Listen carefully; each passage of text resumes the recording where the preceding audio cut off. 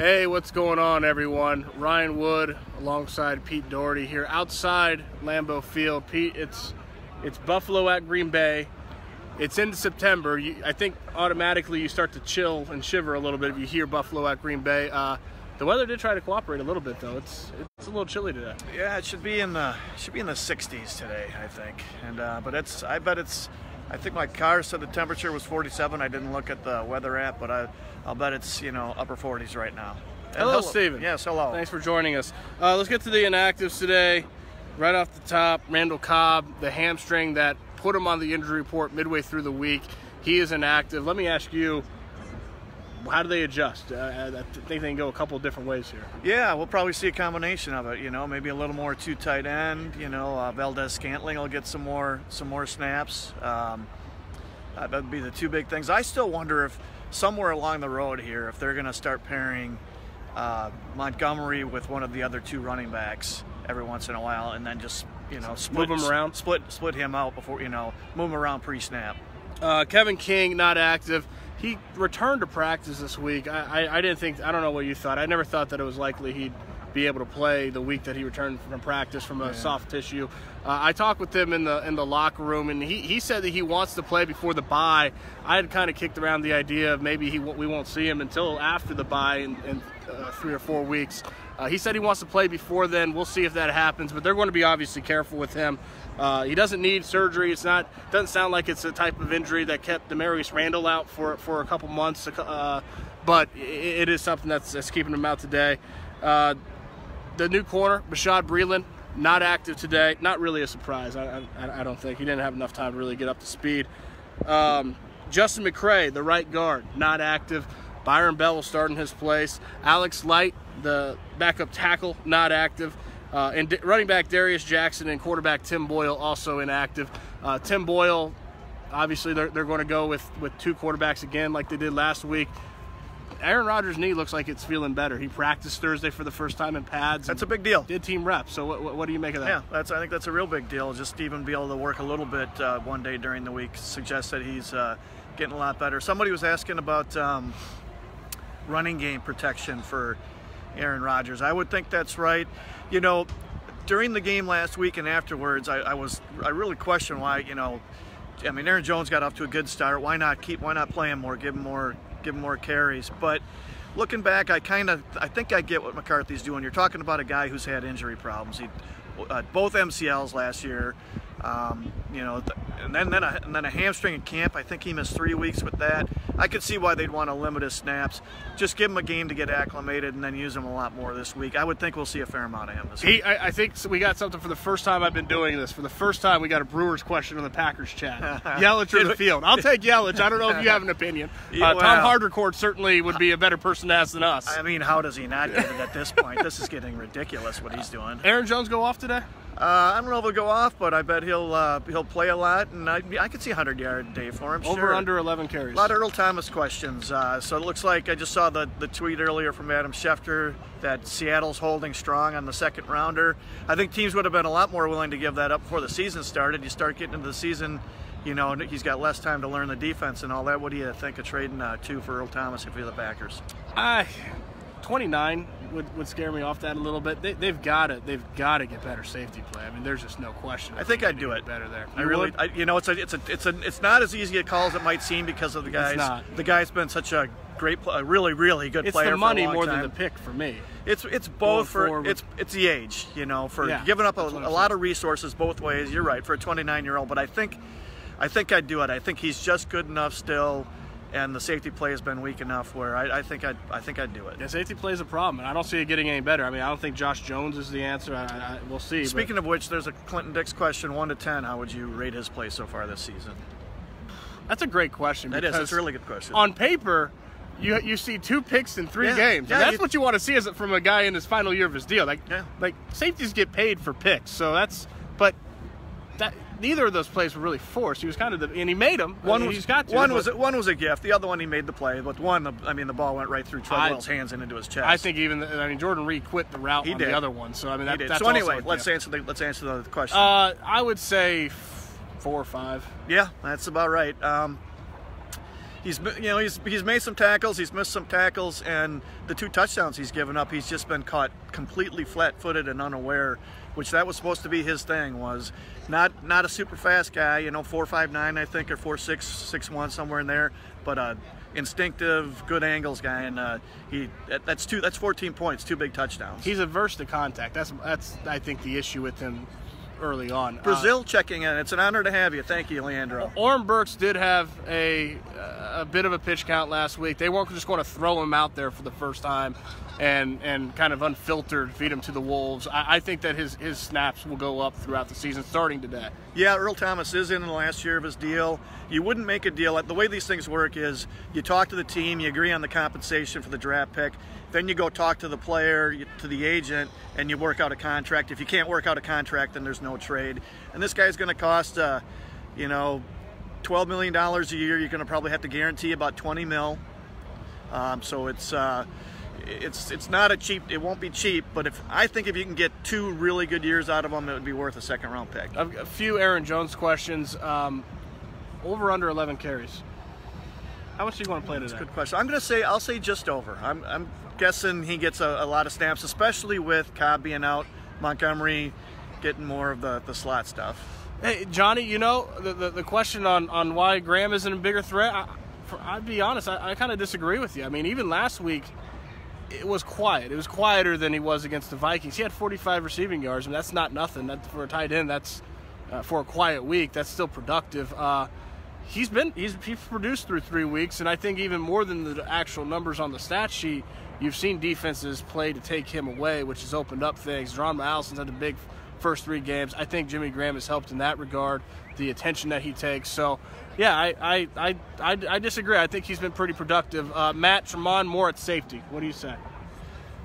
I don't think he's played any that I've seen, unless they've just rotated back, with some sometimes with the way they shift guys pre-snap. I don't think so. It is something they could kick around if they really wanted to. He's not a real physical guy. It would help their coverage quite a bit, though. You never know what they might do later in the season, especially if King can stay healthy and the young cornerbacks are playing well. I mean, you can't absolutely rule out moving him if they would need to. I think he's played some safety. I think it was at Arizona he played some safety. Ryan says too expensive for Thomas. Yeah, I mean that's where I'm at too. It's not this, if it's second round pick, that's fine. It's a 29-year-old safety and the money that you have. What if it were a 3 in the money? It's more the money. It's not the picks to me. He's 29, and I don't know how much good football he's got left. I think that the bottom line is the safeties that they have here have got to play better, and I think that they're capable of playing better. I think they have that in them. I think Clinton and frankly Kentrell Bryce both can play better. We've seen Kentrell Bryce have flashes of decent play. It's just that it's way too inconsistent. The past 2 weeks have been really bad. Both of those guys have to step up. They need improvement from in-house. That's how I look at it. For Packers live stream games on Facebook, that would have to be something the NFL would do, and I think the NFL does live stream on, is it the Thursday night games that are live streamed? Oh gosh, I don't know. And I think it's on Yahoo or maybe it's I don't think it's Twitter. I think it might be Yahoo that does that. So anyway, that's part of the media contract when the TV deal is up in 2020 or 2021, whenever that is. I'm sure streaming will be a much bigger part of the next contract. Matt asked a good question. Darren Perry, is he missed?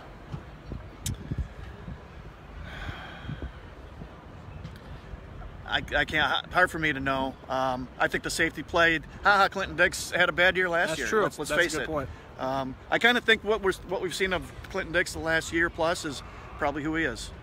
Yes, Bree, Rodgers is playing. No concern there. Sean, where has Nick Perry been? Waste of money. Well, he had the concussion last week. It was late though. He hasn't done much. He probably is their best pass rusher. He's active today, but he hasn't done much. You're right. The pass rush as a whole, and we could see this coming. It's just not very good.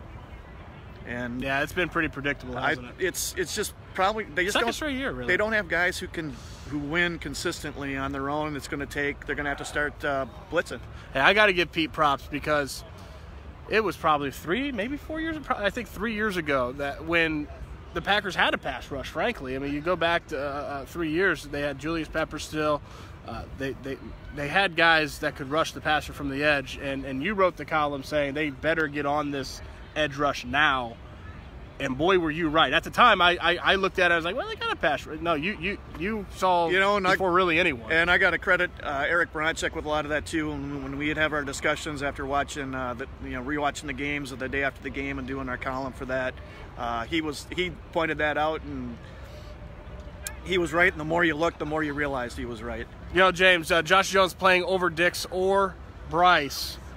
I'll tell you, he's got to play a lot better than he did last year. A lot of MAs last year. He wasn't in the right place, and you can't have that at safety. Now he's year 2. First game back, I would guess not, because he hasn't. Right. Because he's been out. I was looking more long term. Right. But I still wouldn't be shocked if Whitehead gets out there for some snaps, just to send a message to the team. I know McCarthy said nothing like that's going to happen, but it's not a bad idea. Somebody suggested Raven Green, and you know what? The guy's an interesting player for an undrafted rookie. I mean, I doubt they'll put him out there, but before this season is done, you never know if things continue the way they've been for the first 3 weeks. Josh Jones is active today. One quick point on Whitehead. Jermaine Whitehead is an incredibly smart football player. He scored high in the Wonderlic, and I think that there's a trust there. The Packers really like his flexibility, but I think that there can be a trust there that he'll at least be where he needs to be. So I'll tell you, after the first drive in Washington where Kentrell Bryce blew the coverage, and frankly the ball should have been picked, that touchdown pass, I looked on the field. I was expecting to see 35, and he wasn't there. Yeah. They stuck with 29. They're going to stick with him, I think, going forward. But at some point, I would think that if it continues to go this way, you just can't allow that to continue. And I would think Jermaine Whitehead would be the first person to go to. An interesting question. So is the Rodgers deal handcuffing him on Thomas? I would say definitely not. They got the money. They wouldn't have gotten into that. They knew Mack was going to cost a lot of money. You don't seriously get involved in that. From everything we've heard, they were pretty serious in their involvement there.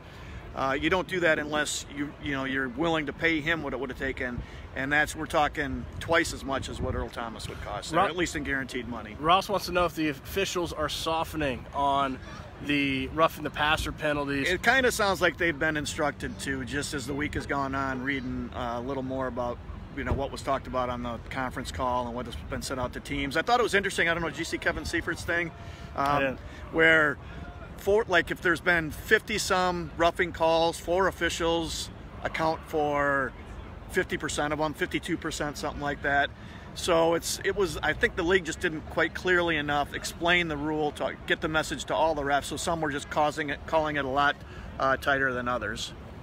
Yeah, I'm sorry, I've got my battery's getting a little low. I've got to just get rid of that signage there. I think it's going to be interesting. Maybe the most interesting thing I heard about that this week, Pete, was Clay Matthews say that Mark Murphy, who is not just the Packers team president and CEO, but also on the league's competition committee, told him not to change a thing, which I thought was interesting, because the committee came out and looked to double down. They're not going to change how they call these things. They're going to try to better explain to the coaches, the players, how they're going to call it. A question from Kenny about if they trade for a safety. Let me, because that's a good question. It's just you don't know who might be available, what teams might be willing to trade, especially if maybe 3 weeks from now, depending on how their season's going. But here's my question to you: do you think they'll make some kind of trade, fairly significant trade, between now and the trade deadline to add somebody, pass rusher, or safety? I guess that would be the 2 most likely positions. I think Brian Gutekunst wants to. Now, want and actually doing it are not the same thing. Takes 2 to tango. It takes 2 to tango, and there also has to be a deal worth doing that's out there, and that's not always the case. In fact, it's probably more rare than usual that it is the case. So I would say probably unlikely a deal actually gets done. That's not for lack of desire. But I think it's a heck of a lot more likely than under Ted Thompson ever was. Yeah, no question there, and I think he is looking. A good question about Reggie Gilbert, and again, it's a good reminder for all of us. A lot of people got pretty excited about that guy in training camp, and he did well. He's definitely deserves to be their 3rd rusher, but the difference between getting a lot of pressure and sacks against backup tackles as opposed to the guys, the frontline guys you're going to see week in, week out. I'm sure he'll have his moments, and he might get, I don't know, I could see him getting 4 sacks this year or something like that. Brad wants to know who wins and score. We're gonna take this final question. Then we're gonna go inside Lambeau Field and make sure you get everything. I can't remember my score. I can't remember what score. Yours was 27-20. You remember my score, but not yours. Yeah, I think. I'll say this. In April, when the schedule came out, if you were to do confidence points on all 16 of the Packers games, I would have picked Packers beating Bills. Easiest win on the schedule. Now, I don't really know what to think because Josh Allen has resurged this Bills team. They completely spanked the heck out of the Vikings in Minnesota. No one saw that coming. Are they catching them at the wrong time? Maybe. They're going to have to play well to win today, though. There's no question. They're going to have to play well. I just think Aaron Rodgers versus any rookie quarterback, I don't care if it's Josh Allen or whoever, that's just a lot inside that building right there. We're going to go inside now. Thanks, everyone, for following along on our chat here. Until next time, he's Pete. I'm Ryan. Make sure you follow PackersNews.com throughout the day for full coverage of Packers Bills. Take care, everyone.